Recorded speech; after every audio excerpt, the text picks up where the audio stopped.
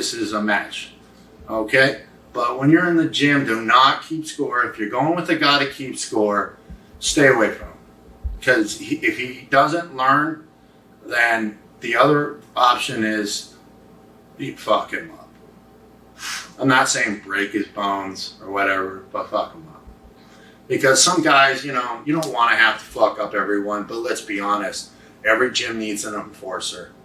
And why there's an enforcer is because dudes come off from some other gym, they come into your gym with a fucking attitude, and they're there to hurt people.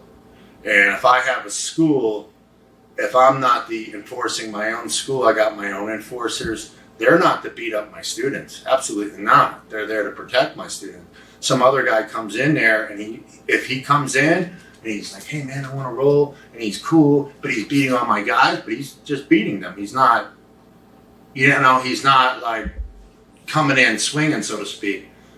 He's cool. But if he's in there and he's like, you can see he's trying to destroy guys, and he's just taking cheap shots or whatever the case is, and he's going against maybe your white belt, and this guy's clearly like a brown and he's going full speed.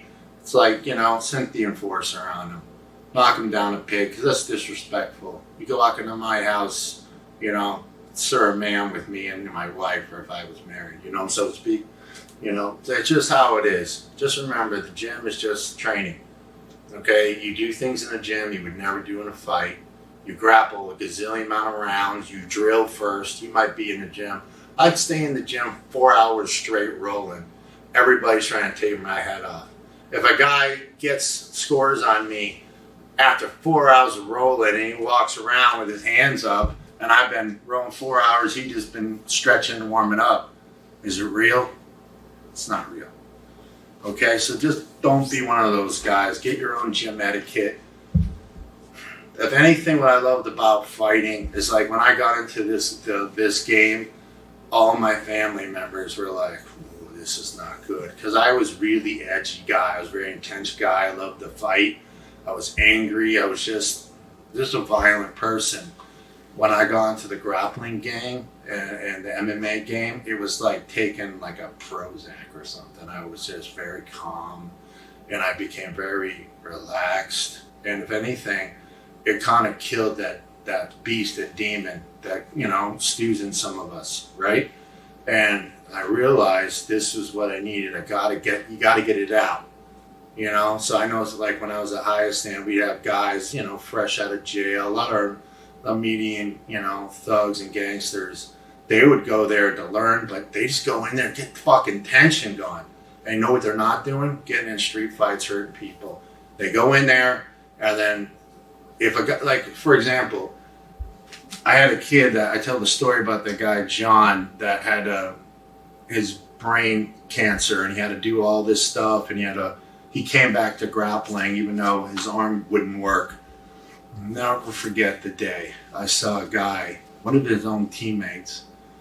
We had a guy that, like, you know, rolling the cameras and filming, you know, but it was just for us. It was a nice, fun thing. He put music to it. It came out great. You can look him up on YouTube. It was a real nice thing. It was real fun. We were such a nice team. This is with my regular students. And John was part with us, and he's rolling with one hand. He's got his damn rugby helmet on. And this one kid, I didn't like him. I didn't want him there. I see him wearing my old rash guard going against, like, in the EBIs. Here's a guy that I never even put a belt on. He doesn't know shit. But he wasn't a bad guy. He was kind of funny. Anyhow, my teammates the kids wanted him there because they thought he was a fun guy. And he had connections hooking us up with things. So, but I fucking hate watching this guy with my name on him, you know? But, hey, he bought the fucking rash guard. What do you want me to do? You know? Never ranked him. It's just embarrassing. You know? Everybody's got that story. So, anyhow, this guy, he sees in the corner of the eye the camera coming around the corner, and he sees the camera on him. He's going with this kid, John, and all of a sudden, he just turns it up. He's like, knee on belly right, and he starts throwing fake punches. Like, this is grappling. Like, what are you doing? I almost murdered this kid because John was like, he's our guy. And you're trying to fucking showboat on a guy that can only use one arm that just got back from brain surgery.